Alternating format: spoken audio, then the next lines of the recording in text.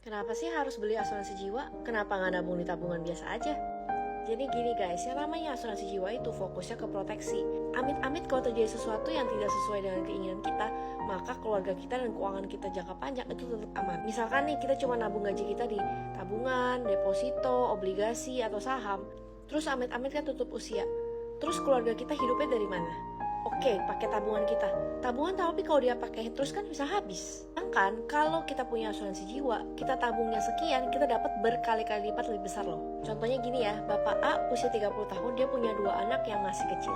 Nah, dari sekarang Bapak A udah hitung nih uang pendidikan anak-anaknya itu kira-kira 1 miliar per anak sampai lulus kuliah. Nah, kalau sampai amit-amit Bapak A ini tiba-tiba dipanggil Tuhan, tiba-tiba tutup usia, siapa yang bayarin biaya anaknya itu sekolah sampai lulus sebesar 2 miliar? Karena itulah Bapak A menyiapkan asuransi jiwa di luar tabungan dan investasi lainnya. Bapak A cukup menyetorkan 29 juta selama 5 tahun aja untuk mendapatkan asuransi jiwa 2 miliar. Kalau selama masa pembayaran Bapak A terkena sakit kritis, maka premi asuransi ini langsung gratis seumur hidup. Kalau Bapak A tiba-tiba tutup usia, langsung uang 2 miliar ini cair buat keluarganya. Jadi anak-anaknya punya kepastian untuk lanjut sekolah sampai lulus.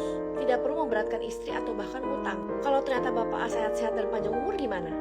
Nah, asuransi jiwa kita dapat bonus 50% dari 2 miliar naik jadi 3 miliar. Nah, 3 miliar ini kalau Bapak A meninggalnya usia tua, nanti yang dapat kan juga anak-anaknya. Berarti anak-anaknya tambah kaya dong. Inilah kenapa banyak orang-orang yang sukses dan kaya di luar sana yang memperbanyak asuransi jiwa supaya anak-anaknya terus terproteksi, terus aman, bahkan tambah kaya untuk generasi seterusnya. Kalau kamu sendiri gimana? Udah punya asuransi jiwa belum? Yuk DM aku untuk konsultasi dan bikin asuransi jiwa sesuai kebutuhan kamu.